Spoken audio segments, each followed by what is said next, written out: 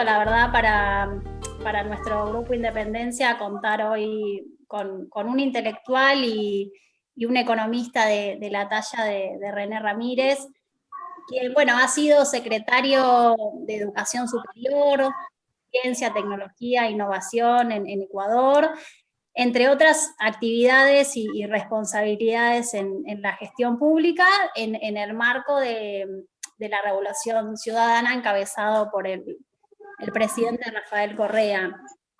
La verdad que es un enorme honor, René, y sinceramente nos despierta una gran alegría tener la posibilidad de compartir con vos algunas cuestiones y debates que tal vez como militantes y como profesionales de diversos ámbitos, nos despiertan interés en torno a la política científica, en torno a la política tecnológica, y en particular a todo lo que hace al desarrollo latinoamericano, bueno, intereses soberanos de la región en ese sentido. De esta manera, bueno, René, te damos la bienvenida al ciclo de charlas Nuestras Independencias, y así como para poder abrir la mesa y la conversación, queremos invitarte en parte a que nos cuentes un poco a ver cuáles fueron, acerca, digamos, de tus primeros inicios, de tus primeros pasos, de tu historia, de tu participación en el proceso de la Revolución Ciudadana en nuestro país hermano, el Ecuador. Bueno, primero, muchas gracias por la invitación. Felicitaciones por tener este tipo de programas para poder reflexionar colectivamente sobre el rumbo de la historia de nuestros pueblos, ¿no? Claramente, la Revolución Ciudadana nace por el deterioro de todo lo que fueron las políticas neoliberales después de 20 años, ¿no? Tuve la suerte de conocer a Rafael desde la universidad, de hecho fue mi profesor, ¿no? Y mientras yo estaba estudiando justamente una maestría en desarrollo económico en Holanda, en el instituto, en el ISS, Instituto de Estudios Sociales, ¿no? Y me llamó cuando él fue ministro de Economía para que sea su viceministro, ¿no? Él fue, antes de ser presidente, fue 105 días ministro de Economía, pero yo le dije, no puedo, no puedo ir ahorita, pero en diciembre estoy. Inclusive el rato que terminé clases, porque ahí tenías un periodo para hacer la tesis, adelanté viaje y me fui. Y él ya había salido del ministerio y se decidió ahí en ese marco fundar Alianza País, ¿no? Y me llamó desde el primer momento para poder ser parte del equipo que iba a lanzar este movimiento, ¿no? El movimiento Alianza País. Y desde el 2006 prácticamente nos dedicamos a hacer el programa de gobierno, ¿no? Durante casi un año, un programa de gobierno súper participativo, ¿no? De esas cosas que la ciudadanía estaba harta de los usuales presidentes del Ecuador. Después de, acordémonos que en Ecuador, antes de la Revolución Ciudadana, hubo 7 presidentes en 10 años, ¿no? Entonces era una inestabilidad bastante grande y coordinamos este programa de gobierno que fue presentado a las urnas, y en el 2007, en ese marco, fuimos gobierno, ¿no? Ganamos a un empresario que se llama Álvaro Noboa, ¿no? Y a partir de ahí él me pidió que vaya a recuperar la planificación, ¿no? Fui primero ministro de Planificación y Desarrollo, ¿no? Realmente la planificación no existía en el Ecuador. Realmente, literalmente era una oficina trasera de la presidencia en un cuarto pequeñito. Y el presidente Rafael siempre tuvo una mirada de la necesidad de la planificación estratégica, ¿no? Entonces dio mucha potencia institucional. Nosotros siempre hemos pensado y siempre pensamos desde un primer momento que la búsqueda de una nueva estrategia de desarrollo necesita un nuevo modo de regulación. Entonces creamos una Secretaría Nacional de Planificación que tiene el cargo de ministerio, con 2 subsecretarías, la planificación de la inversión y la reforma del Estado, ¿no? Nos fuimos a un proceso constituyente Ahí dentro de las EMPLADES nos encargó la agenda programática para dialogar con las constituyentes sobre la misma constitución. Y después, obviamente, en el marco de esto, vimos que siempre propusimos tanto en el programa como me encargué de hacer el Plan Nacional de Desarrollo, coordinar el 1, el 2, los dos antes de la Constitución y después de la Constitución. Y claramente lo que se veía que algo fundamental para salir adelante y hablando de independencias, para realmente conquistar la verdadera independencia, era estructurar un sistema fuerte de educación superior, ciencia, tecnología e innovación, ¿no? Romper con lo que yo le llamo el neodependentismo cognitivo, ¿no? Que existe ahorita en nuestros pueblos, ¿no? Entonces, ahí se propuso en la Constitución, en el marco de unas reglas, vimos que era indispensable plantear un nuevo proyecto de ley de educación superior, no deslindar la educación superior a la ciencia y tecnología, ¿no? En términos institucionales. Y también ahí en ese marco de en la ley pusimos la creación de una Secretaría de Educación Superior, Ciencia, Tecnología e Innovación. Antes no existía en Ecuador ni política pública en el campo de educación superior y había una oficina de nivel inferior de ciencia y tecnología, ¿no? Nada de innovación. Entonces, en la ley aprobada se creó el Ministerio de Ciencia, Tecnología e Innovación y me pidió que pase de la parte de planificar a implementar, ¿no?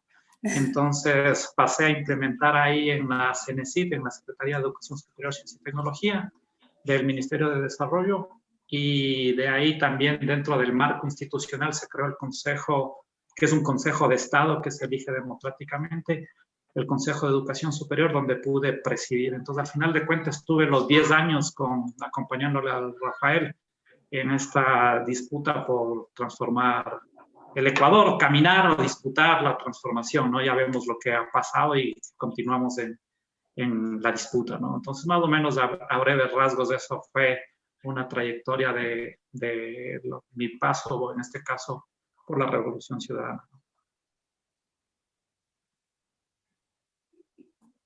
Bueno. Una trayectoria impresionante, realmente. Realmente. A mí me gustaría conocer un poco más sobre esta experiencia. Me llamó mucho la atención esta imagen, ¿no? De la oficina de planificación como un cuartito olvidado.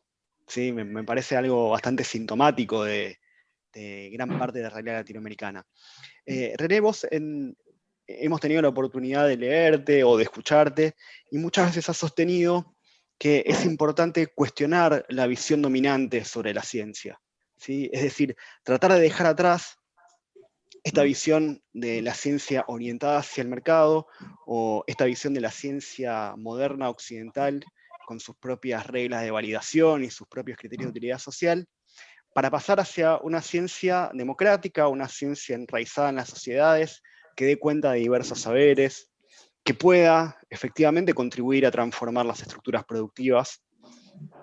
Ahora bien, y teniendo en cuenta esta enorme trayectoria en la gestión pública, ¿cuáles crees vos que son las principales políticas que los países latinoamericanos deberían implementar en este sentido, o al menos que pueden implementar? ¿Y cuáles son las principales disputas que atraviesan la implementación de este tipo de políticas? Y por último, ya que hablaste de esta cuestión de la planificación y de la importancia de la reforma del Estado, digamos, yo entiendo que ahí hay un punto bastante conflictivo, que son las capacidades de los estados justamente para poder gestionar políticas de ciencia y tecnología. Entonces, me gustaría conocer un poco más tu visión acerca de la implementación de políticas. Bueno, muchas gracias por la pregunta. A ver, empecemos por el tema de la oficina de planificación, que lo dije casi para poner metafóricamente cuánto le importa al neoliberalismo la planificación, ¿no? La planificación solo sirve a nivel de empresas, ¿no? Pero el Estado no tiene que planificar, obviamente, porque todo tiene que dejar al libre mercado, ¿no? Al vaivén de las competencias que en la mayoría de nuestros países son mercados monopólicos o oligopólicos. Es decir, que una cuestión muy revolucionaria en los países de América Latina, en muchas de las industrias, es buscar justamente la desconcentración de estos mercados, ¿no? Y por eso nosotros lo que hicimos es esta recuperación completamente de la planificación, ¿no? La ciencia y la tecnología y la innovación en América Latina tienen diferentes niveles, ¿no? No todos tienen los mismos niveles. En el caso de Ecuador, nosotros partíamos de muy abajo, o sea, de menos 10.000, ¿no? O sea, por poner una cifra, ¿no? Lamentablemente nunca se le puso el énfasis en el tema de la importancia de la ciencia y tecnología dentro de los gobiernos, porque claramente aquí lo que tenemos que tener claro que los modelos económicos responden a estructuras de poder, a correlación de fuerzas, ¿no? Y que en el marco de esto, generalmente las grandes oligarquías o los grupos económicos se sienten muy cómodos con el patrón de especialización de nuestras economías, ¿no? Y esto es un fenómeno que pasa en general en toda la región, ¿no? Yo le llamo que vivimos una inmovilidad estructural ya por algunas décadas, ¿no? En donde si es que uno ve la estructura de la economía de América Latina es completamente horizontal, ¿no? Lo llamo el electrocardiograma de la muerte, ¿no? Porque es así. Puede tener crecimientos de economía, pero no se mantiene completamente inmóvil el tema de la participación del sector primario, el secundario, el terciario, aunque inclusive cada vez menos del sector industrial, ¿no? Pierde participación.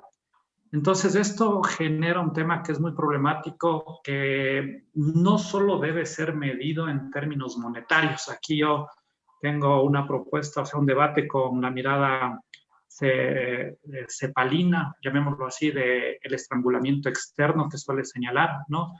Porque muchas veces podemos tener boom de commodities, y en el boom de commodities tú puedes tener superávit comercial, ¿no? A mí lo que más me preocupa es este tema de el superávit, ¿cómo se llama? El estrangulamiento tecnocognitivo, ¿no? No comercial. Porque ese, a pesar de que tengas boom comercial, ¿no? Si es que tú no trabajas sobre temas estructurales, ese estrangulamiento cada vez es mayor, ¿no?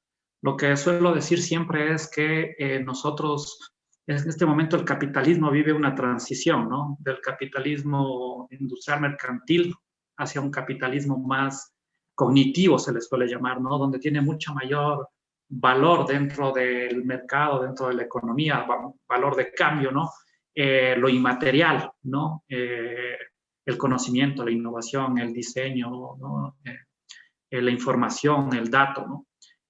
Y obviamente esto te marca otras reglas de juego completamente diferentes, que a veces parece que nosotros no estamos escuchando bien lo que está pasando a nivel mundial. O sea, obviamente que es complicado mientras da la disputa política también, pero creo que hay que hacer las dos cosas a la vez, ¿no? Porque si no, esto profundiza este estrangulamiento, ¿no? Y nosotros podemos ver claramente ahí que existen, como, para decirlo así, 3 tendencias macro con respecto al tema de la ciencia, tecnología e innovación, simplificando para América Latina, que cada pueblo tiene que tomar su decisión, ¿no? La una es quedarnos tal cual como está, que dadas las velocidades, inclusive en los mejores momentos que tuvimos de la región de empuje de la ciencia y tecnología, no fueron a la misma velocidad de lo que fueron países que se encontraban en el mismo nivel que América Latina hace 20 años. Es decir, se sigue aumentando la brecha, ¿no?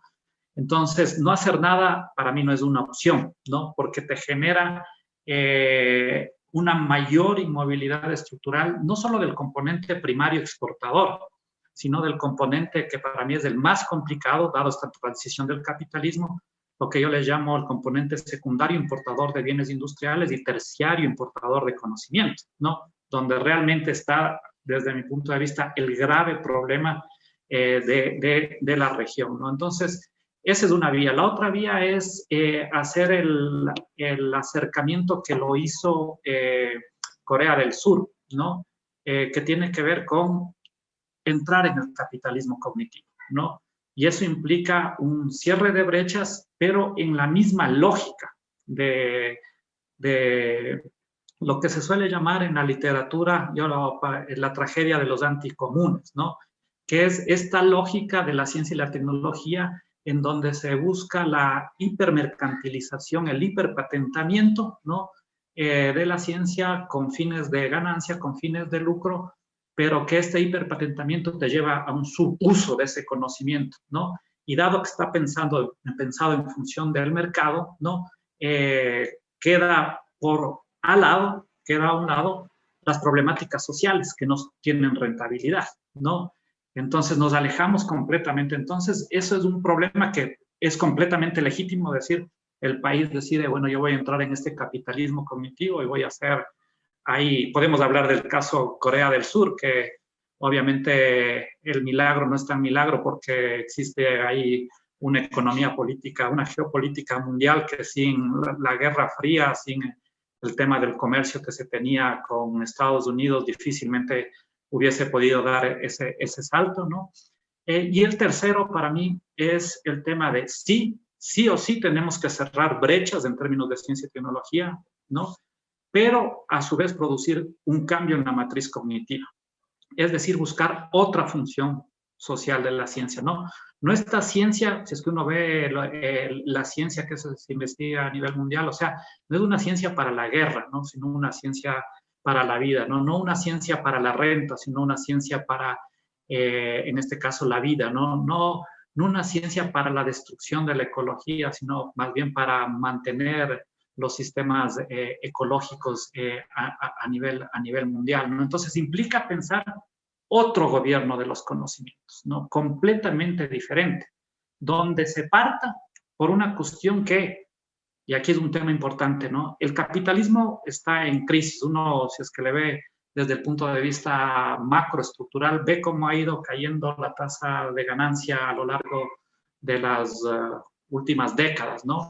Entonces, cada vez más esa ganancia se hace más complicado para que el capitalismo se pueda reproducir, ¿no? Entonces, en ese marco, el capitalismo encuentra una ficticia válvula de escape, le podría señalar en este momento, que es una generación de ganancias a través de nuevas formas de rentismo, principalmente ligados a los temas del conocimiento y los datos, ¿no?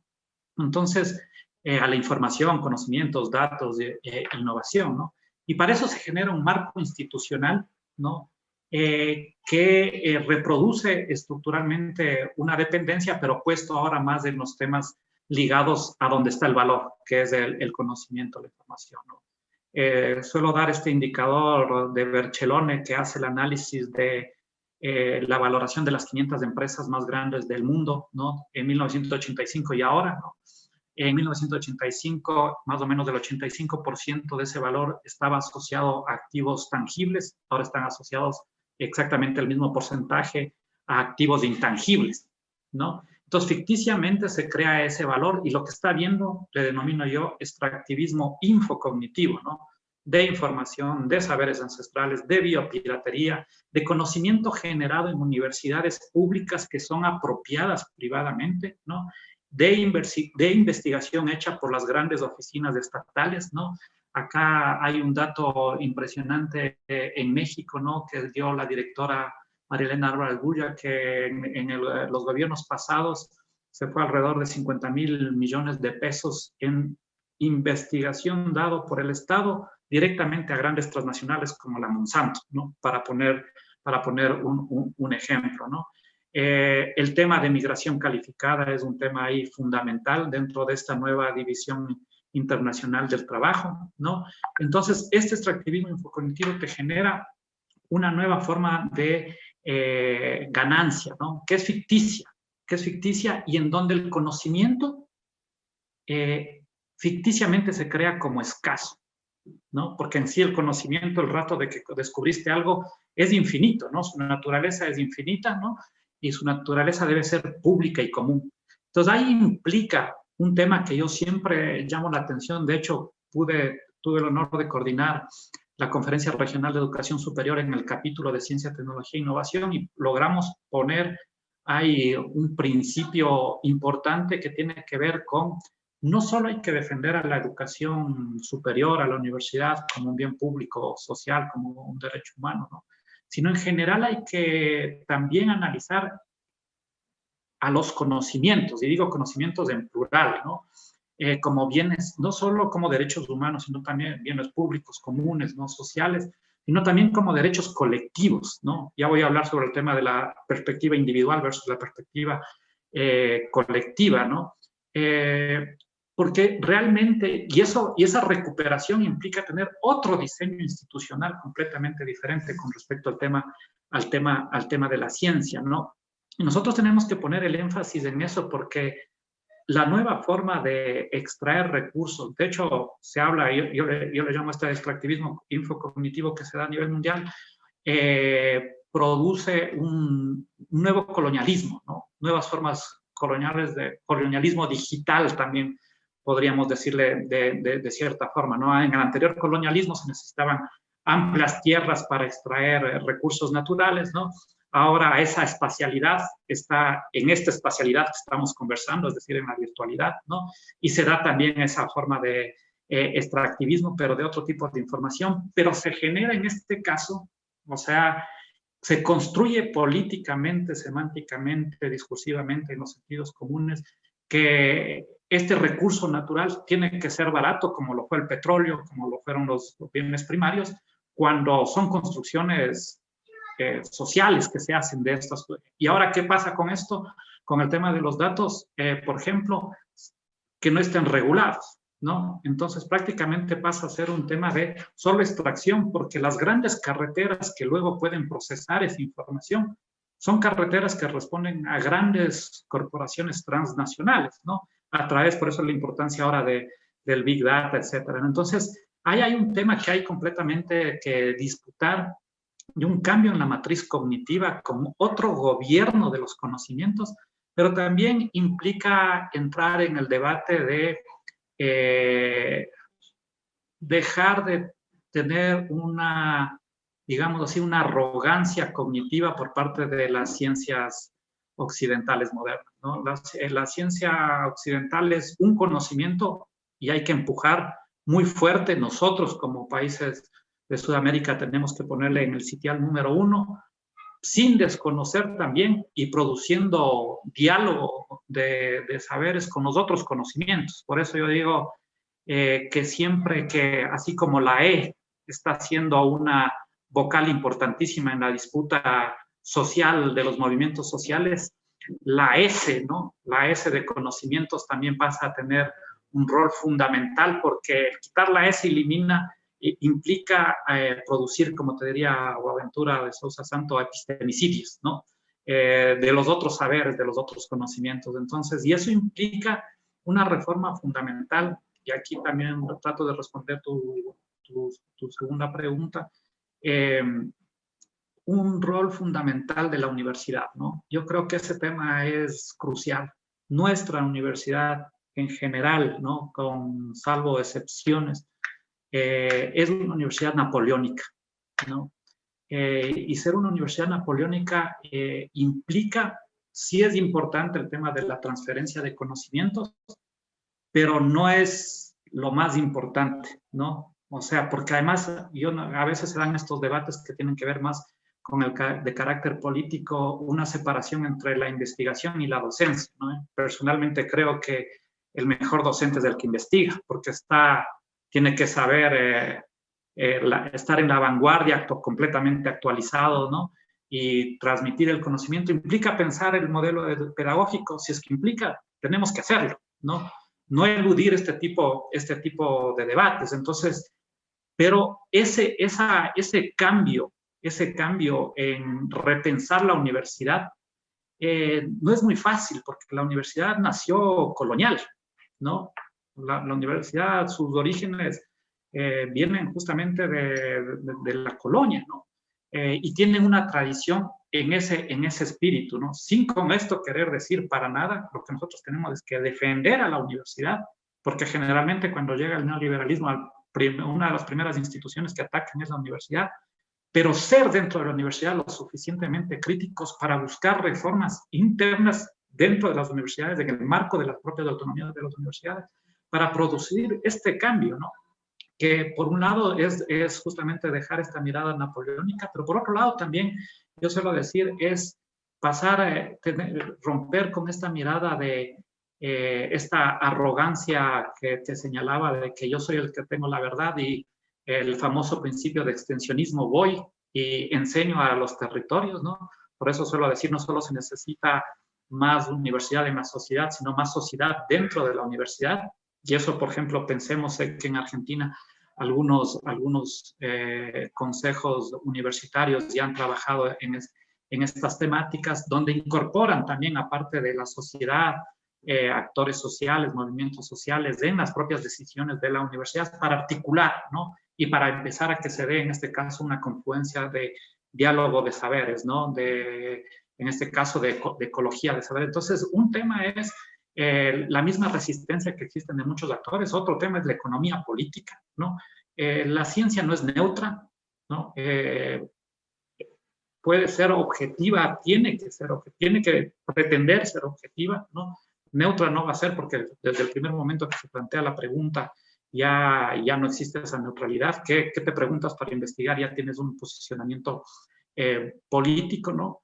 Y tenemos que siempre estar viendo la ciencia, la tecnología y la innovación en el marco del modo de acumulación, ¿no? Y ahí es el gran problema. O sea, el gran problema que existe en nuestros países es que romper con esa historia de la estructura productiva que existe, que viene desde la colonia, o sea, que viene desde mucho tiempo atrás, es uno de los temas estructurales más complicados para poder dar el salto. Porque eso implica a la gente que tiene el poder económico decirle, bueno, vamos a jugar de otra manera, ¿no?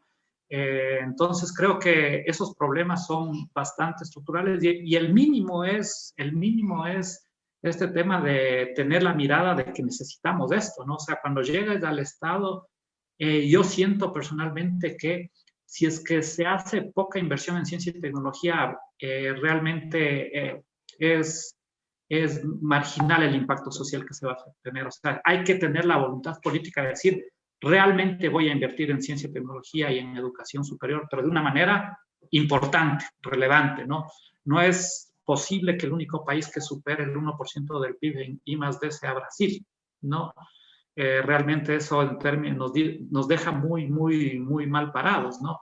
Sin con esto de querer decir que además existe una diferencia completa entre los gobiernos progresistas y los gobiernos neoliberales, ¿no? Porque los gobiernos neoliberales son gobiernos que suelo decir, su política científica es no tener política científica, porque lo que quieren es mantener justamente esa estructuración de clases sociales, ¿no?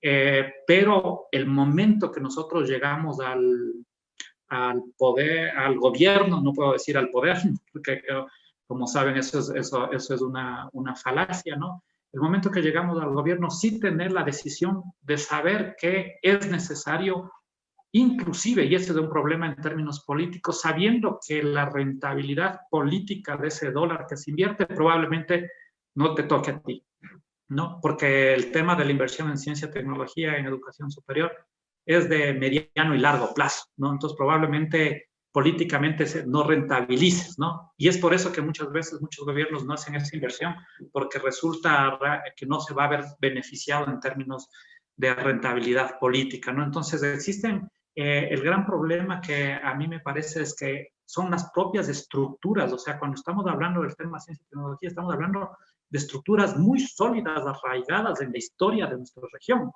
Pero no me cabe la menor duda que si es que no rompemos con esas estructuras, no vamos a poder generar nuestra segunda independencia, ¿no? Eso no me cabe la menor duda que si es que no hacemos esta ruptura, difícilmente vamos a dar el paso adelante.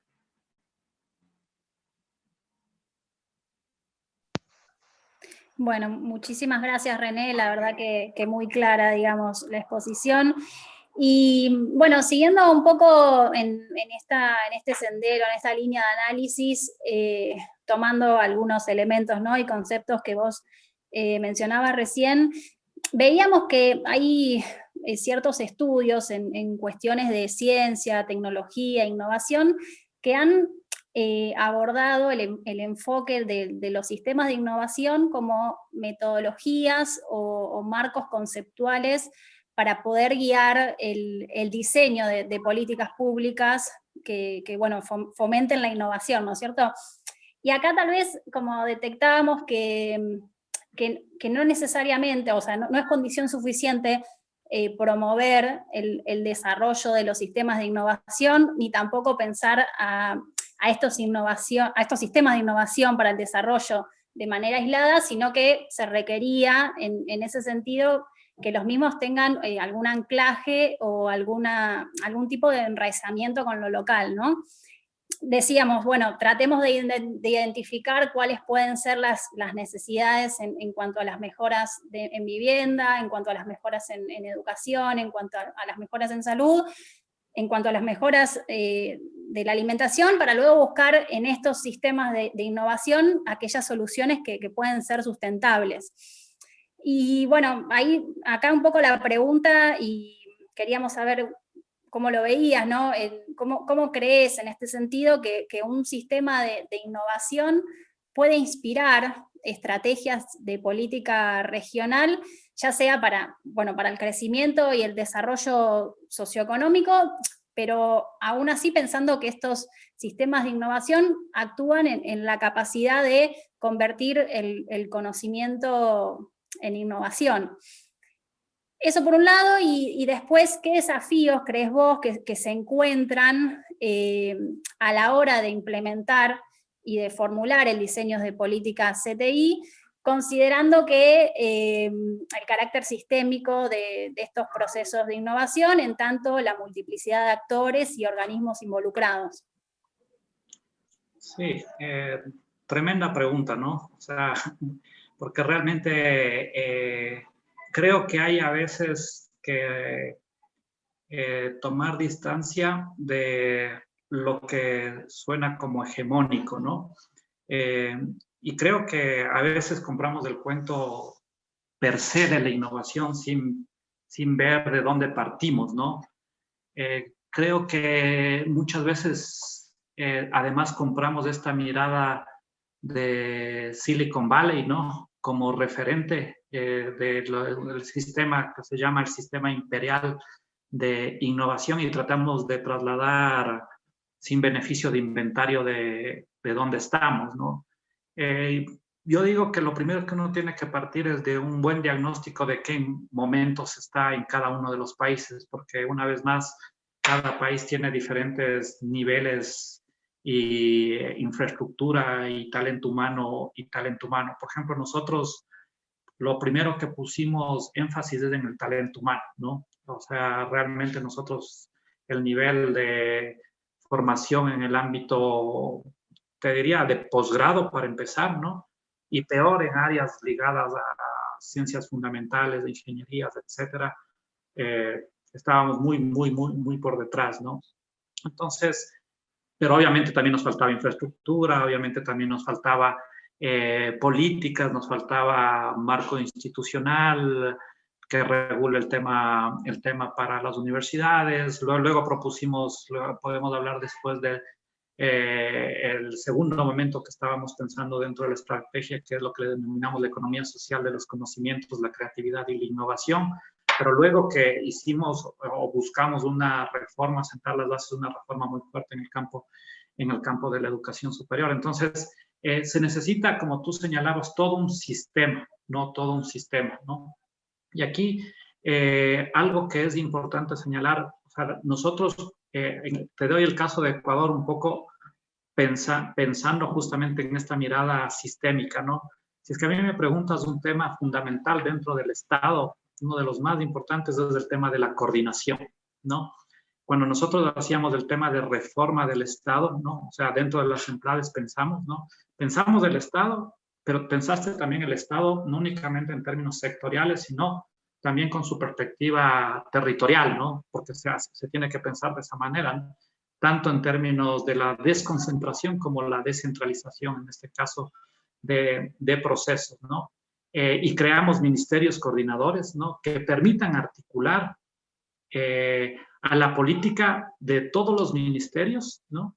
Que tienen que ver o están relacionados, porque todos los ministerios, por ejemplo, tienen algo de relación siempre con la ciencia, la tecnología y innovación, ¿no? De hecho, dentro de nuestra reforma del Estado, por ejemplo, las secretarías tienen igual nivel que ministerio, pero las secretarías, cuando se habla de ministerios, se habla de temas sectoriales, educación, salud, etc.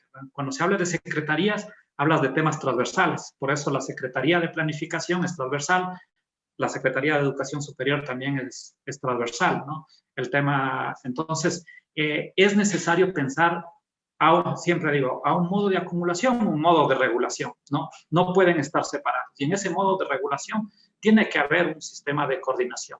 Ahora bien, en ese sistema de coordinación, en este estudio que hice justamente para analizar en la Conferencia Regional de Educación el tema de ciencia y tecnología, encontré en general en la política que existen, yo le llamo algunos desacoplamientos, ¿no? Entre la matriz cognitiva y la matriz productiva, ¿no?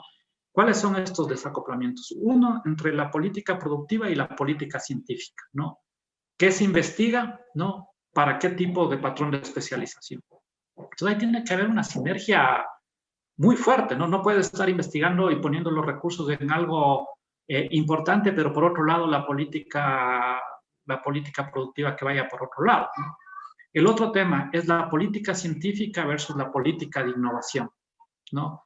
Eso tiene que ir completamente de la mano, ¿no? Y a veces no se piensa esa articulación de la política científica. Si es que mi sector estratégico es la biodiversidad, ¿no? Yo tengo que tener un tipo de regulación específico con respecto a las políticas de innovación, a los marcos regulatorios, que incentive esa investigación científica sobre la biodiversidad. Y ahí es fundamental. O sea, el gran problema es que tampoco nosotros tenemos todos los recursos como se tiene en otras partes del mundo para investigar y te toca tomar decisiones sobre cuáles son los temas estratégicos, ¿no?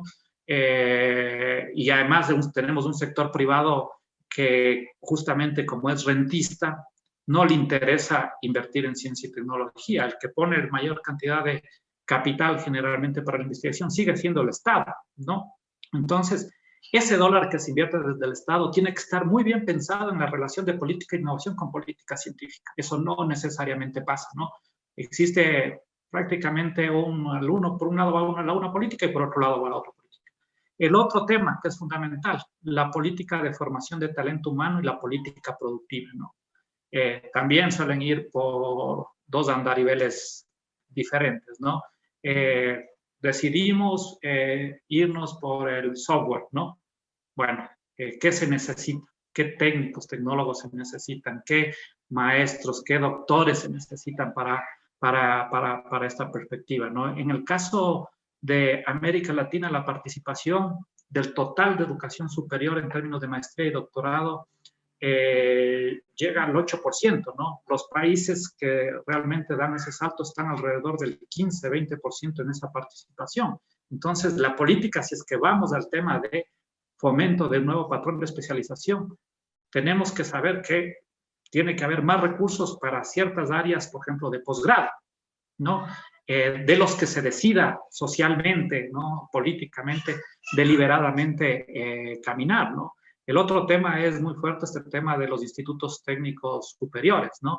Que realmente por cuestiones de prestigio, por cómo se construyen los sentidos sociales, todo ciudadano quiere llegar a la universidad y se menosprecia el nivel de formación técnico y tecnológico, ¿no? Prácticamente se señala que muchas veces las personas, en la mayoría de países, no estoy diciendo en todos los países, ¿no? Se señala que si es que uno está en un instituto técnico tecnológico es que no tuvo la capacidad de entrar a la universidad, ¿no? Cuando deben ser valorados, o sea, uno ve, por ejemplo, el caso de Alemania, la formación de nivel técnico y tecnológico es altísimo o países que se han ido. Entonces, el tema de la política de formación de talento humano versus la política productiva, existe otro desacoplamiento ahí muy fuerte, ¿no? El otro tema es la política de innovación y la política productiva, ¿no? Con innovación me refiero a todo el tema de el régimen, por ejemplo, de propiedad intelectual, ¿no? Entonces, si es que tengo sectores estratégicos, ¿no?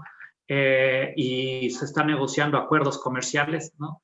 Uno tiene que poner cláusulas sobre propiedad intelectual en esos sectores estratégicos, porque quiero direccionar mi política productiva en tal o cual dirección, ¿no?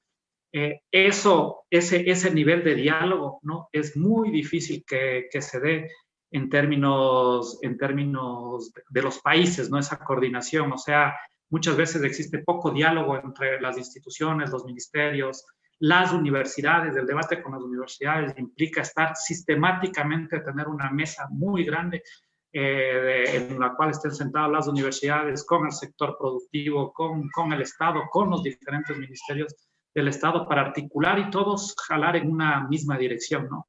Y el otro tema que para mí es fundamental, sin lugar a duda, es que nosotros tenemos que producir economías de escala regional, ¿no? Somos países que, a diferencia, por ejemplo, de Europa, ¿no? Que hablamos del mismo idioma, prácticamente con excepción de Brasil, y bueno, hay las Guyanas y unas pequeñas islas, pero la mayoría de la población. Y muchos de los problemas son similares, ¿no? Muchos de los problemas son similares. Entonces, tenemos que tener agendas regionales, ¿no? Y para eso tuve la suerte de presidir el COSUCTI, ¿no? Crear, de hecho, el COSUCTI, que era, ¿no? Porque ahora está ya realmente extinguido y hay que recuperarlo, ¿no? De la UNASUR, el Consejo de Ciencia, Tecnología e Innovación de UNASUR, ¿no? En donde se generen arquitecturas financieras que dialoguen con las nuevas arquitecturas cognitivas, nuevas arquitecturas financieras que dialoguen con nuevas arquitecturas. Por eso nosotros propusimos el Banco del Sur, o sea, propusimos este tema de tener una agenda regional con respecto al tema de ciencia y tecnología, que se ponga recursos, que se destine una línea directamente a la ciencia y tecnología por parte, en este caso, de este organismo, más allá de lo que cada país ya quiere destinar específicamente para cada uno de los territorios, ¿no? Y este tema resulta fundamental porque la ciencia se hace cada vez más a nivel colaborativo, a nivel regional, ¿no? Y nosotros tenemos que hacerlo así. Si es que no existe UNASUR, ¿no? Existen, y ahí tenemos que empujar, porque no existe UNASUR, ¿no? En este momento, ¿cómo se pueden dar las sinergias de articulación en una institución que tiene mucha potencia, ¿no? Y existe en todos los países, ¿no? Y trascienden a los gobiernos, que son las universidades, ¿no? Y ahí existen macroinstituciones regionales que deberían sistemáticamente estar empujando un diálogo regional. A ver, aquí se está dando un debate sobre el COVID, ¿no? El principal, los que han dialogado un poco para el tema productivo, sobre todo, es México y Argentina, ¿no? Pero deberían estar las instituciones de las universidades teniendo un debate regional, al menos, para incidir algo, ¿no?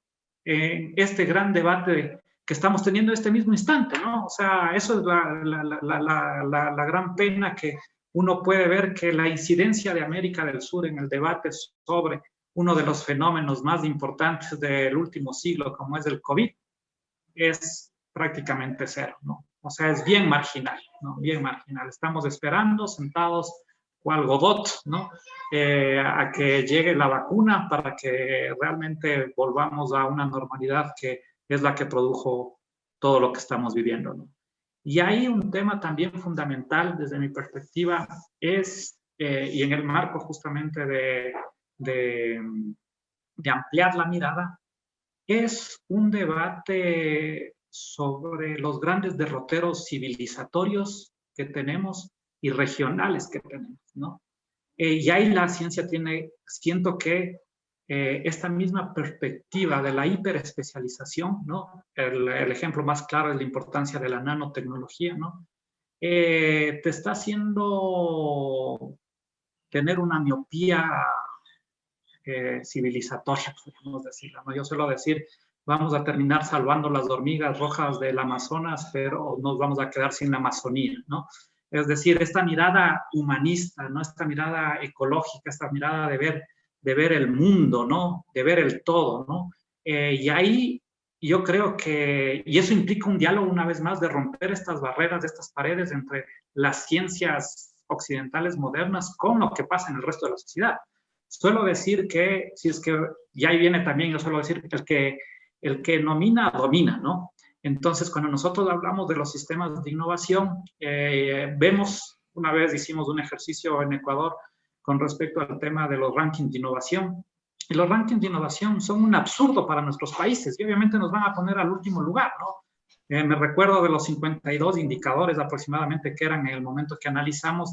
Uno de los indicadores era que mientras más tecnología importabas, más te subía, en este caso, el índice de innovación, que resulta un absurdo, ¿no? Resulta un absurdo porque nuestros países lo que quieren es depender menos de esa tecnología, ¿no? Claro, entonces, tenemos nosotros que pensar justamente bueno, ¿cómo vamos a medir esa innovación? O yo suelo decir, si es que nosotros vamos a las grandes innovaciones sociales que se dan a nivel mundial, sin lugar a duda, América Latina está en la vanguardia, ¿no? Pero sin embargo, como no se miden desde esa perspectiva, y ahí siguiendo lo que señalaba Ceci, en este caso, puedo hablar de los grandes debates civilizatorios como el tema ecológico, ¿no? Como el tema de la xenofobia, como estos grandes temas, pero lo mismo sucede a nivel mucho más local, ¿no? ¿Cuáles son esos debates locales, sociales, ¿no?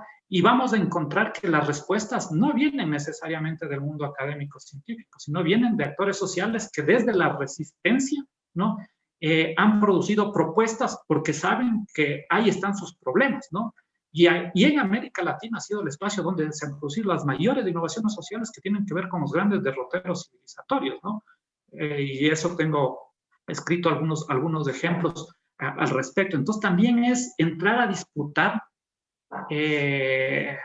la construcción de conceptos desde el sur, ¿no? Desde lo que nosotros necesitamos, en términos teóricos, y el siguiente paso es en términos metodológicos, ¿no? Porque si no, lo que nosotros hacemos es generalmente extrapolar la teoría, las metodologías y las tecnologías a nuestros hábitos, ¿no? Esto no significa que desechemos lo que existe, ¿no? Inclusive ahora nos podemos apalancar en eso, pero en función de lo que nosotros necesitamos y en función también de nuestras potencialidades, que son diferentes a las potencialidades de otras regiones del mundo. Creo que me extendí, perdón, pero la pregunta estaba muy buena. Pero es muy interesante esto, digo, me hace pensar que justamente en la construcción de las agendas latinoamericanas de investigación se ve claramente esta ciencia colonizada, si se quiere. Digo, estos patrones de hiperespecialización de la agenda latinoamericana de investigación se da de frente claramente con las necesidades de los pueblos latinoamericanos, ¿sí? Y aparece esta fuerte disociación. Y en otro sentido en el que me parece que esta tensión también se expresa es en la cuestión de la propiedad intelectual, que un poco René has empezó a esbozar. Y en particular, revisando el Plan Nacional del Buen Vivir para el periodo 2013-2017, ahí, bueno, queda muy en claro que ustedes sostenían, o sostienen, mejor dicho, que la ciencia y la tecnología tienen que hacer un aporte central a la transformación de las matrices productivas. Y aparece una idea que me parece más que interesante, que es la de desagregación tecnológica. ¿Sí? Porque creo que es una idea que justamente pone en tensión estas ideas dominantes acerca de la propiedad del conocimiento. Y se vuelve un punto clave, me parece, en la relación entre los países del sur y los países centrales, ¿sí? Porque ahí es donde en gran medida se disputa la propiedad del conocimiento y la propiedad de la tecnología con todas las implicancias que eso tiene. Entonces me gustaría conocer un poco de qué efectos produjo la introducción de esta idea, o qué debate generó, qué conflictos desencadenó. Bueno, te comento, realmente son temáticas que ponen, para mí discutir la propiedad intelectual pone el dedo en una llaga del nuevo capitalismo, ¿no? Por eso hay que entrar en el debate de la propiedad intelectual. Como te digo, en esta crisis del capitalismo, el tema de la generación de ganancia pasa por nuevas formas rentistas y una de las prácticas rentistas más importantes están ligadas a todo el tema de la arquitectura cognitiva, la ciencia, la tecnología y la innovación, y la propiedad intelectual es la herramienta, ¿no? Con estas macroinstituciones que se generan a nivel mundial, que las macroinstituciones te dejan todavía flexibilidad, pero cuando uno decanta en los acuerdos bilaterales, ¿no? Se ve que se hacen mucho más complicados todo el tema de debate de la propiedad intelectual, que generalmente suelen ser monedas de cambio de meter productos primarios exportadores en ciertos mercados, ¿no? O sea, digamos las cosas como son. Yo pude participar en una reunión, y esto lo cuento porque realmente es así, ¿no? De una negociación comercial de Ecuador con la Comunidad Europea, ¿no? Y planteé sacar todo el capítulo de propiedad intelectual, ¿no? No me dejaron, ¿no? Y planteé poner artículos sobre transferencia tecnológica, desagregación tecnológica. Se pusieron los pelos de punta, salió en todos los medios de comunicación. Al final el que salió de la negociación fui yo, ¿no? Porque realmente ahí está las nuevas formas de generación de dependencia, ¿no? A veces te pueden regalar, por ejemplo, los productos, la tecnología, ¿no? Ya no, ni siquiera se tiene que hablar ahora del tema de obsolescencia programada, ¿no? Sino que ahora es el tema de la actualización ad infinitum, ¿no? Pensemos simplemente en Office, ¿no? Por decir lo mínimo, pero ya el tema de la computadora, una computadora ya puede hacer cualquier país, ¿no? No existe nada de ciencia en hacer una computadora y sin embargo no se hace, ¿no? O sea, se hacen muy pocos en la cantidad que se debería hacer, sino está ligado completamente al tema más también de servicios, ¿no? También de esa tecnología que viene atrás, acompaña a ese bien manufacturado, ¿no?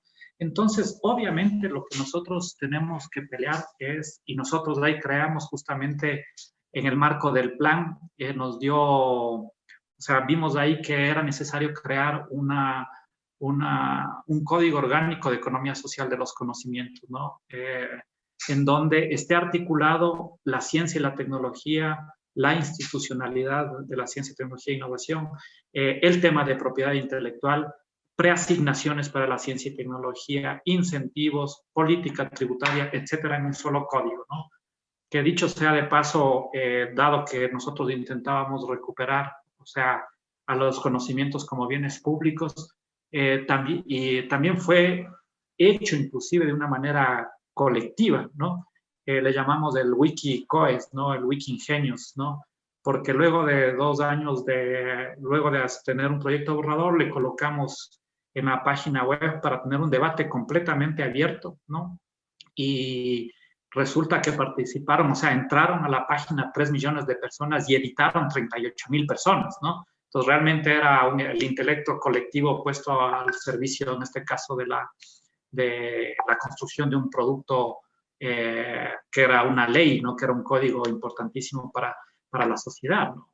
Entonces, ahí se pensaba mucho, o sea, pensamos mucho cómo en los contratos, en la política pública, en la legislación, tú pones cláusulas que te permitan, en este sentido, viabilizar procesos de desagregación tecnológica, ¿no? Y ahí obviamente los que más se oponían eran las grandes empresas exportadoras y las importadoras que no querían que se dé ese proceso de desagregación tecnológica, ¿no? Creo que una vez más ahí estás poniendo el dedo en la llaga, pero eso no significa tampoco que tú desde el Estado al final le digas, bueno, vamos a hacer y vamos a hacer, vamos con procesos, y ahí vienen procesos de negociación en cierto tiempo, ¿no? Que tú tienes que hacer esa transferencia tecnológica que nos permita esa desagregación tecnológica, pero esto es algo que lo hizo China, ¿no? O sea, China es el experto de la ingeniería inversa, ¿no?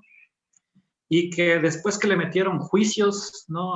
Después, como estos juicios duran mucho tiempo, millones de dólares, ya habían generado tal nivel de industria que eran migajas para lo que les había servido para generar sus industrias. Entonces es la clásica teoría ahí de Jajo Chan, ¿no? De patear la escalera. O sea, nosotros tenemos que hacer no lo que nos dicen que hagamos ahora, ¿no? Sino ver lo que hicieron los países industrializados en su debido momento, y todos hicieron desagregación tecnológica, ¿no?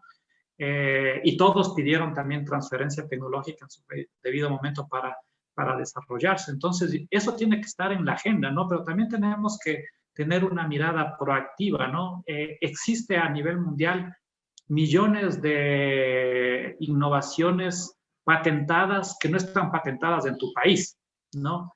Y que tranquilamente se podría, dado que no están patentadas, tú podrías estimular con política pública que se desarrolle, ¿no?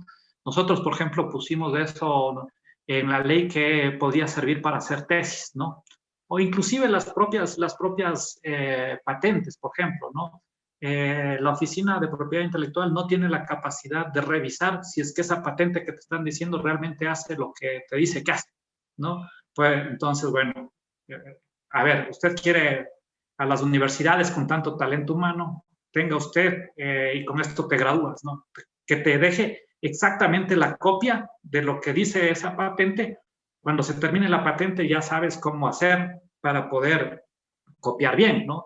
Pero una vez más, o sea, es una mínima parte de las bases de datos de patentes que patentan en los países que existen a nivel internacional. Entonces ahí, por ejemplo, podría haber una política completamente importante y creamos un tema que causó muchísimo ruido, ¿no? Que luego fue complicado en algunas políticas que tiene que ver con respecto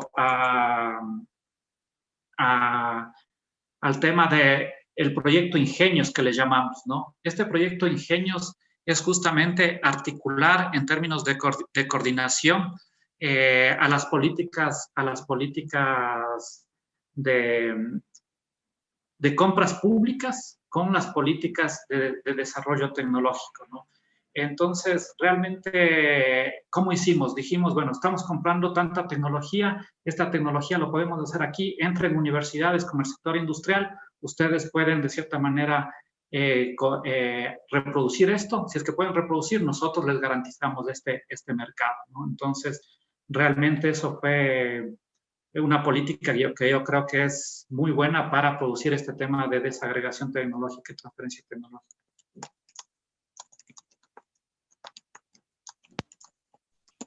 Bueno, muchas gracias, René. La verdad, muy interesante. Sí, teníamos ganas de volver un poco a esto que mencionabas antes, de las agendas regionales.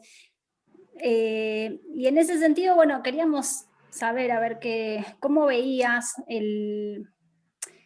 las potencialidades que pueden derivar de la dotación de recursos naturales de la región, y qué rol considerás que juegan los mismos en tanto que forman parte de una plataforma de integración latinoamericana. A ver, ¿me puedes repetir, por favor? Me cortó un ratito. Ahí va. No, digo, volviendo a la idea de las agendas regionales, ¿cómo ves vos las potencialidades que puede tener la dotación, ¿no es cierto?, de recursos naturales, y qué rol juegan los mismos en tanto forman parte de una plataforma de integración latinoamericana?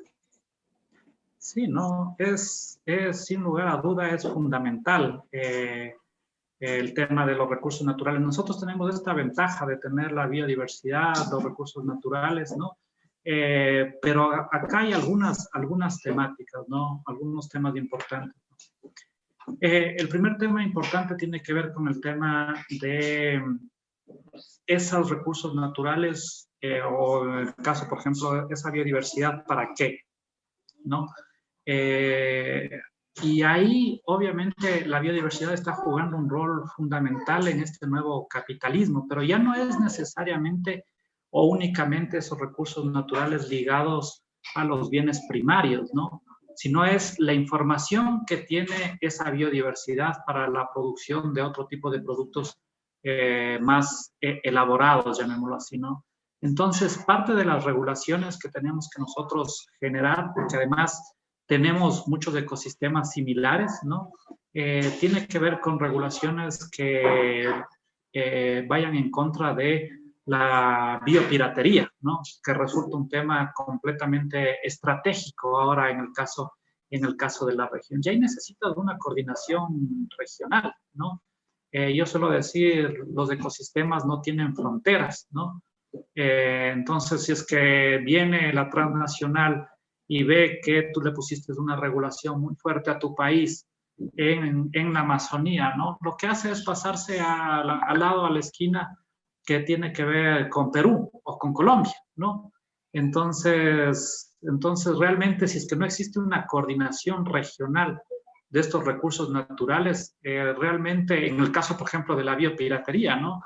Y ahí se ve, de cierta manera, a veces hipocresía que existe también con respecto a las relaciones de poder entre conocimiento y biodiversidad, ¿no? Nosotros simplemente por develar lo que pasa en la relación norte-sur, centro-periferia, generalmente Estados Unidos saca una lista de los países más piratas de tecnología, ¿no? Nosotros lo que hicimos es una investigación sobre los países más biopiratas del mundo, ¿no? De nuestros recursos genéticos. Y así como te dicen, bueno, X país es el que más piratea la tecnología de Estados Unidos, nosotros dijimos, bueno, y ahí salía obviamente Estados Unidos, Alemania, Corea, etcétera, para develar que ahí existe también robo de especies, ¿no? Y lo otro es el tema, tenemos nosotros muchos recursos naturales que si es que vamos a negociar solos, tenemos las de perder, ¿no? Entonces, es necesario negociar de una manera colectiva, ¿no? Es decir, regionalmente, producir carteles, ¿no? El cacao fino de aroma, por ejemplo, que nosotros, existen pocos países que tienen esto, ¿no? Entonces, por lo tanto, tenemos que ir conjunto para tener mayor capacidad de negociación, ¿no? Esto es importante señalar porque existe un paper, un artículo que salió recientemente y que tiene que ver justamente con esta relación de lo que ha venido trabajando América Latina hace mucho con respecto a las teorías de intercambio desigual, ¿no? En donde de Dorninger, ¿no? Que tiene que ver con datos con respecto a estas relaciones de esta economía, a esta geopolítica mundial, ¿no? En donde se ve claramente que la extracción existe una apropiación de los recursos netos del sur global por parte del norte, ¿no? Él te da unos datos, ¿no? Por ejemplo, toneladas de materia prima, te dice alrededor de 10.000 millones de dólares, ¿no? Horas de trabajo del ser humano son 380 millones, ¿no? 27 exajoules de energía, ¿no? Que se lleva el norte del sur, ¿no? El tema de hectáreas también, ¿no? Y entonces ahí si es que no existe una forma de articulación colectiva regional, ¿no? Para buscar, porque no es que sean, y ahí me parece muy interesante este paper, esta investigación, porque no es que sean más productivos, ¿no? Sino que tienen mayor capacidad de establecer precios diferenciados de sus materias primas con respecto a las nuestras, ¿no? Entonces, ahí no es que tú estés pidiendo caridad, ¿no? Sino lo que tienes que pedir es justicia, que realmente a nivel mundial, ¿no? Entonces, si es que no existe capacidad de acción colectiva del sur global, difícilmente vas a poder cambiar estas correlaciones, ¿no? ¿Por qué la propiedad intelectual está regulada cada vez más, ¿no? Hasta el último dato, ¿no? Por poco, o sea, cada vez el tema de la regulación de datos es de los temas más sofisticados de extracción de valor, en este caso podríamos decir, ¿no? Y el tema de el develamiento de origen de las especies, de la biodiversidad, tratan de que sea completamente, no tenga ningún tipo de regulación, ¿no? ¿Por qué? Porque realmente existen ahí claros intereses que, como ellos no tienen los recursos naturales, mejor que no haya regulación para poder extraer, ¿no? Pero dado que en el norte se hace ese conocimiento, hay sí regular para poder generar, en este caso, dependencia, ¿no? Pero con una estrategia muy sutil en donde también saben que necesitan mucho talento humano, por ejemplo, ¿no? Acá también entra todo el tema de debate de quién depende de quién con respecto al tema del talento humano. No solo pienso en esta cuestión de el número de patentes de las universidades de Estados Unidos, el 74% vienen de migrantes del sur global, ¿no? Y de eso el 96% son patentadas por grandes transnacionales. Entonces, nosotros lo que tenemos que tener es una política regional, ¿no? Que te permita articular acción colectiva, ¿no? Con respecto al tema de el manejo de los recursos naturales, porque si no, lo que se vive es algo que sabemos que existen asimetrías de poder, y si es que vamos solos, difícilmente vamos a poder cambiar esa correlación de fuerzas, ¿no? Por eso, ni bien se da la vuelta de los gobiernos conservadores, lo primero que atacan son algo que es fundamental, o sea, por ejemplo, para Ecuador mucho más que para países que tienen un tamaño mucho más grande, pero Ecuador no se puede pensar su transformación si es que no existe una integración latinoamericana. Y yo creo que en general la mayoría de países difícilmente lo pueden, ¿no? Pero para unos es más complicado. Entonces ya no es un tema de retórica, sino es un tema de independencia, ¿no?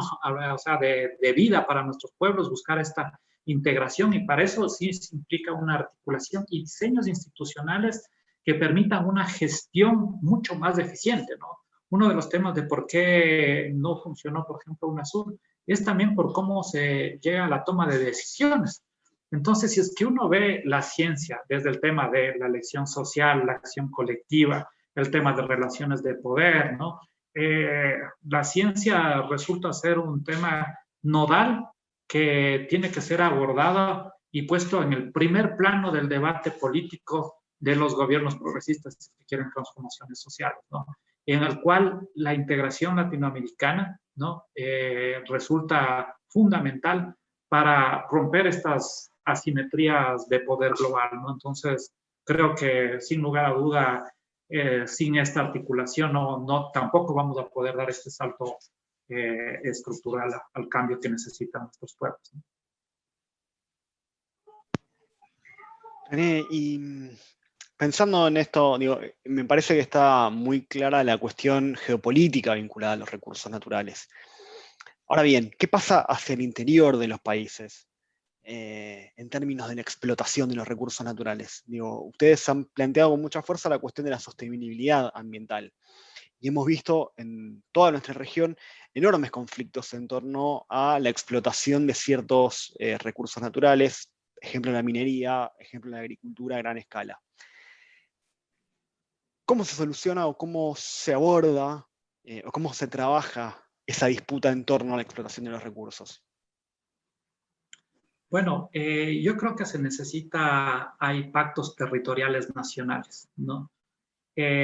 Nosotros no podemos decir de la noche a la mañana, o sea, algo que para todo el progresismo y para toda la izquierda que busca transformaciones sociales, para tener otra acumulación, hoy se necesita mucha acumulación, ¿no?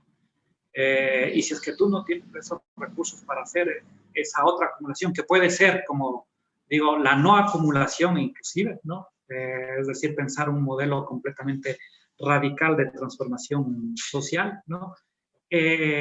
Nosotros no podemos dejar de pensar esa transición, ¿no? El punto es no pensar solo en eso sin pensar en la transformación, ¿no? Y a veces creo que nos quedamos en eso, ¿no? Quedamos justificando el tema por un tema de recursos monetarios en apalancarnos exclusivamente en los recursos naturales, ¿no? Sin saber después cómo esos recursos monetarios te permiten invertir para no depender de esos recursos naturales, ¿no? Y ese es el salto que nosotros tenemos que dar, ¿no?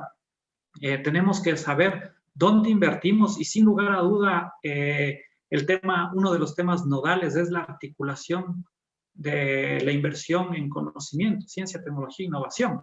Entonces es la explotación de esos recursos naturales y un redireccionamiento a esos sectores estratégicos, en donde uno de estos es obviamente el tema de la ciencia, tecnología e innovación. Y cuando digo pactos territoriales, me refiero a que uno debería señalar una cuestión así, ¿no? Nosotros lo planteamos en su debido momento, lamentablemente esto no fue aprobado, pero existen zonas ampliamente erosionadas, ¿no? Por A o B motivo, en donde la explotación ya no tiene impacto en términos ambientales, ¿no? Y donde realmente ir y a través de la explotación de recursos te puede dar mucha rentabilidad, ¿no? Pero existen otros espacios donde existe alta biodiversidad, ¿no? Etcétera, donde uno podría decir, bueno, en estos espacios no se toca. Nosotros propusimos, por ejemplo, la iniciativa Yasuní TT, ¿no? Que es una iniciativa que parece de locos, ¿no? O sea, que es sabiendo que existe mucho petróleo, pero estaba debajo de la Amazonía, de una de las zonas más biodiversas del mundo, dijimos, no vamos a explotar. Pero dado que esto es un bien público mundial, lo que solicitamos es, nosotros vamos a poner la mitad del valor del precio del petróleo, hagamos acción colectiva a nivel mundial para que se compense y dejar el crudo bajo tierra.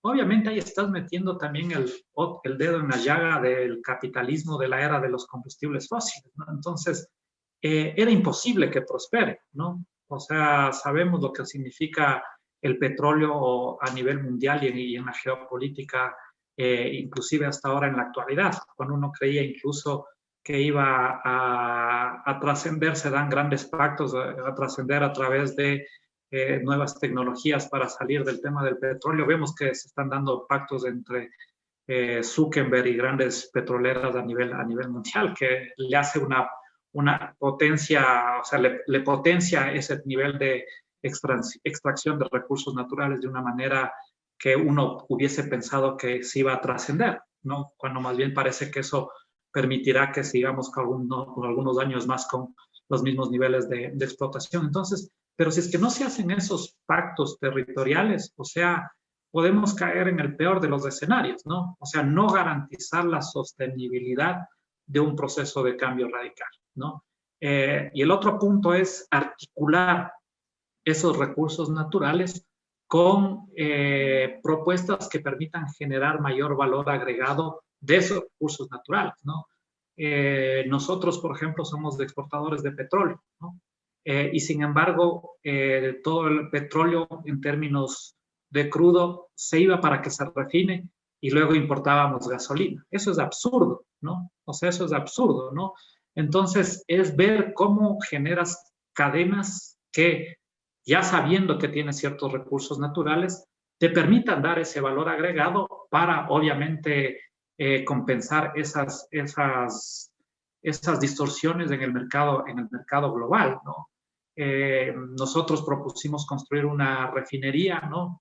Por obvias razones, en lo cual estábamos, o sea, cuando analizábamos justamente, veíamos que, por ejemplo, Corea no tiene petróleo y tiene 3 refinerías de las más grandes de Asia, ¿no? ¿Por qué? Porque no necesitas petróleo, porque el petróleo va y tú lo refinas, ¿no? Y sin embargo, nosotros teniendo petróleo nos criticaban por qué generas una refinería. Y después al lado de la refinería estaba un complejo petroquímico, ¿no? ¿A qué me refiero con esto? Me refiero a que es necesario pensar una estrategia, la ciencia y la tecnología y la innovación en el marco de una estrategia de desarrollo. Y ahí necesitas tú tener un posicionamiento de qué quieres hacer, ¿no? Y en función de qué quieres hacer, en función de tus necesidades, decides volcar la política pública en una coordinación, primero estatal, que eso ya es un montón, ¿no? Pero que no se da necesariamente ni siquiera estatalmente, ¿no?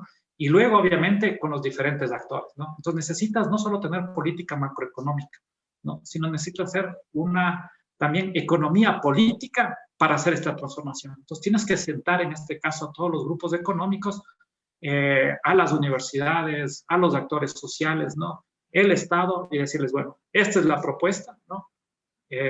Vamos, ¿quieren venir o no quieren venir? ¿No? Porque si es que no existe esa capacidad de generar un diálogo que te permita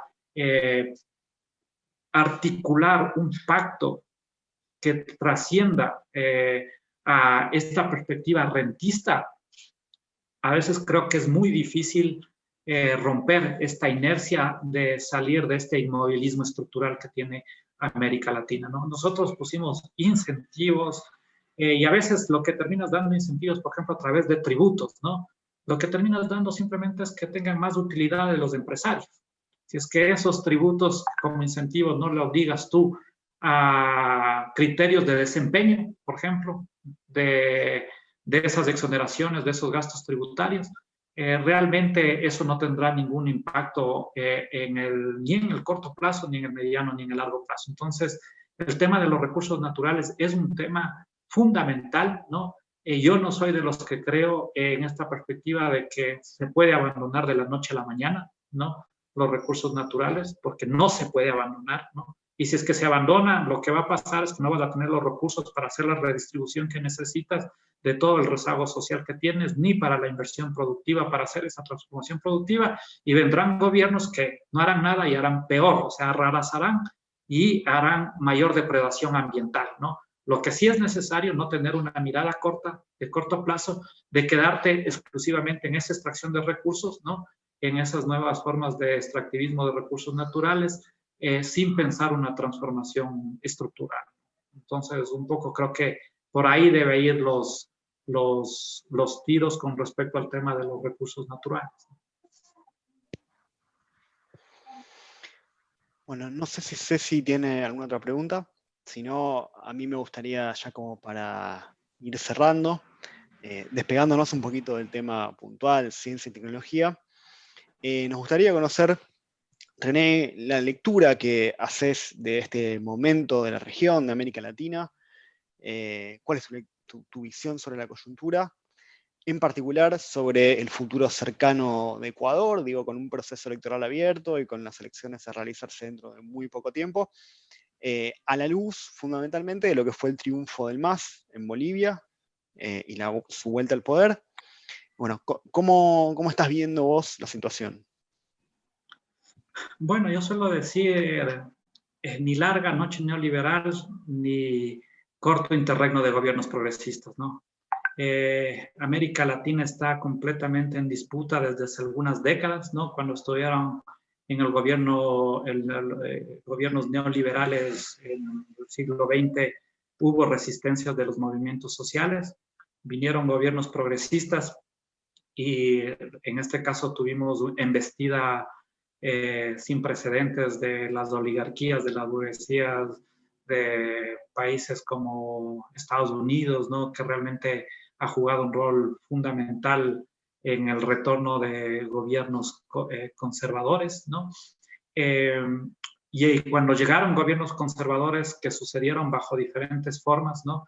En la región volvió a retornar la resistencia de nuestros pueblos, ¿no? Entonces, y no solo eso, ¿no? Se ve una completa recuperación, ¿no? Una completa disputa, en las cuales yo suelo llamar que esta crisis del capitalismo te lleva a un problema estructural de que puede no convivir el capitalismo con la democracia, ¿no? Durante buena parte del neoliberalismo del siglo XX, ¿no? Llamémoslo así, el neoliberalismo después de las dictaduras convivió con democracias representativas, ¿no? Pero llega un momento en donde se da tal crisis de acumulación que cada vez se hace más difícil sostener una perspectiva neoliberal con procesos democráticos, ¿no? Entonces, la disputa en este momento es una disputa entre, yo lo llamo, dictaduras electorales, ¿no? Y democracia, entre vida y capital. Son las dos grandes así disputas que tenemos en este momento como región, ¿no?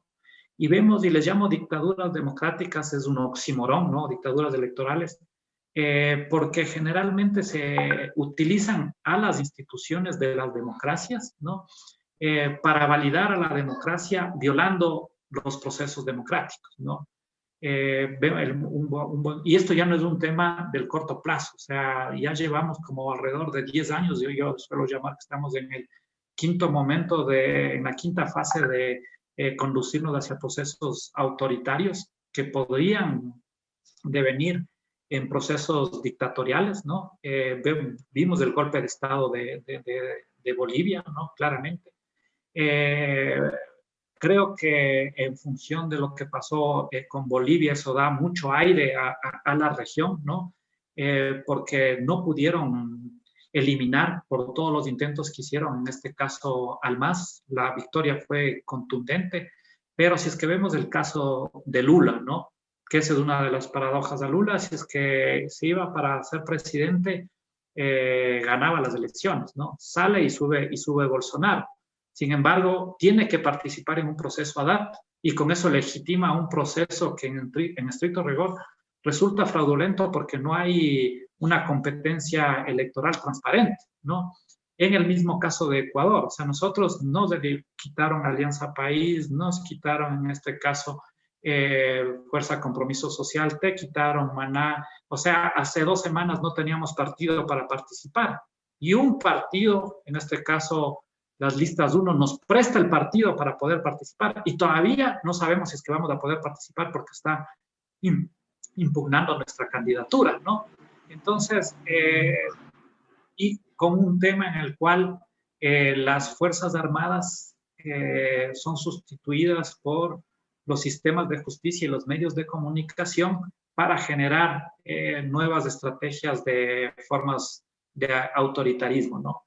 Que no necesariamente son bien vistas y que mucho depende también de el aval que pueden tener en este caso de Estados Unidos. Yo creo que un tema fundamental resulta qué pasará en las elecciones de Estados Unidos, ¿no? En este año. Pero las democracias están amenazadas, ¿no? Se intentan golpes blandos, ¿no?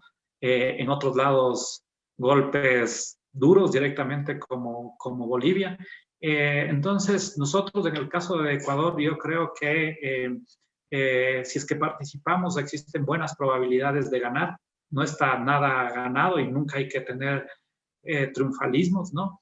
Hay que pelear hasta el último segundo, con el último milímetro, pero creo que existe mucha articulación para violar los procesos, el debido proceso democrático en el caso de Ecuador. Te digo, hasta este mismo momento ya supuestamente ya estaba todo listo y el día de ayer interpusieron otra vez una demanda para que no se pueda inscribir en este caso el binomio de lo que constituye la revolución ciudadana, ¿no? Entonces, pero veo Buenos Aires, o sea, soy muy optimista, ¿no? Creo que ahí lo que sucedió en Argentina realmente puso una alerta muy buena, dio mucha alegría, porque no es lo mismo que lo que pasaba acá en México. México, neoliberalismo y llega a AMLO, ¿no? En cambio, en Argentina perdió, en este caso el progresismo, entra Macri y se vuelve a recuperar Entonces, los procesos que habíamos vivido nosotros de pérdida, ya sea en el caso de Ecuador por traición, en el caso de Bolivia por este golpe, en el caso de Brasil por estos procesos fraudulentos de violar los debidos procesos, ¿no? Etcétera. Se ve que empieza a retornar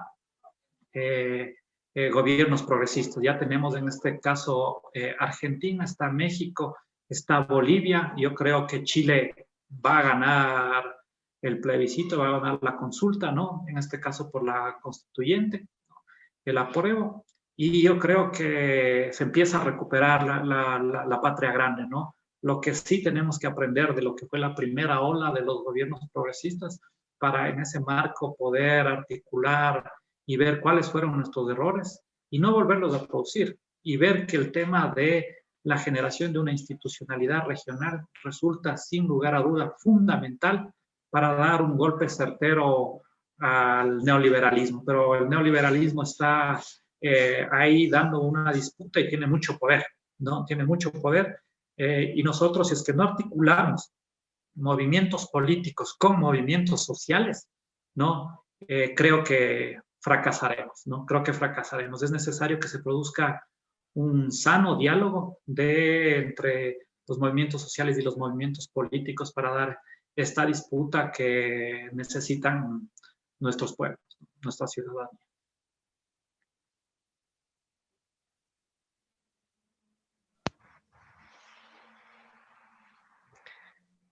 Bueno, René, ha sido un placer escucharte, ha sido un privilegio, creo, para nosotros poder tener este momento para conversar con vos. Creo que quedan abiertas un montón de preguntas y un montón de líneas para seguir debatiendo y seguir pensando.